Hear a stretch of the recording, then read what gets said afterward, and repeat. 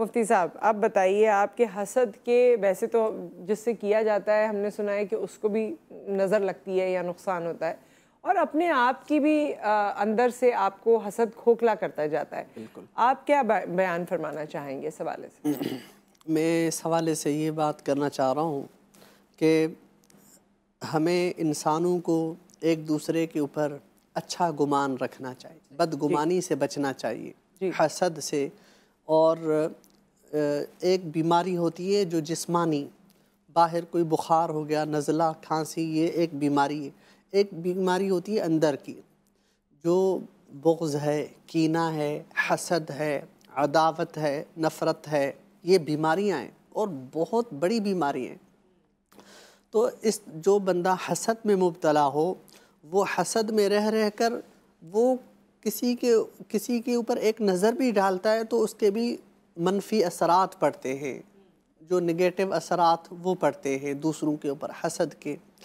تو حدیث مبارکہ میں آیا کہ آپ ایک دوسرے کے بارے میں اچھا گمان رکھو، بدگمانی سے بچو.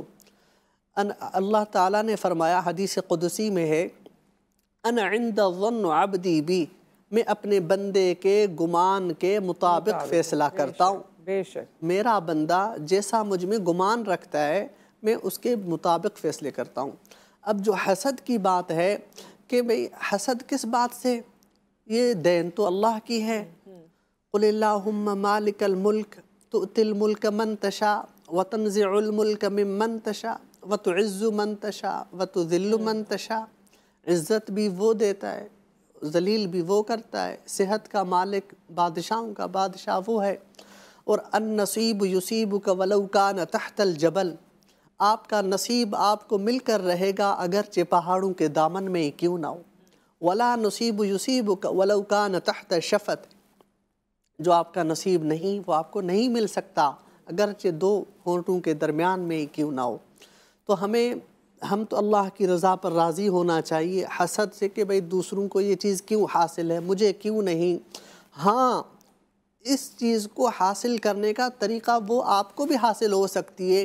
شرط یہ ہے کہ اپنے دل کو پاک کرو، اپنے دل کو صاف رکھو، دوسروں کے لیے اچھا سوچو. آپ دوسروں کے لیے اچھا سوچیں گے، اللہ تعالیٰ آپ کے لیے اچھے فیصلے نازل فرمائیں گے.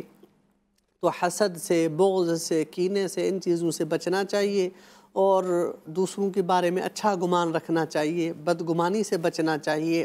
اگر ہم اچھا گمان رکھیں گے تو اللہ تعالیٰ کی ذات بھی اچھے فیصلے ہمارے حق میں نازل فرمائے.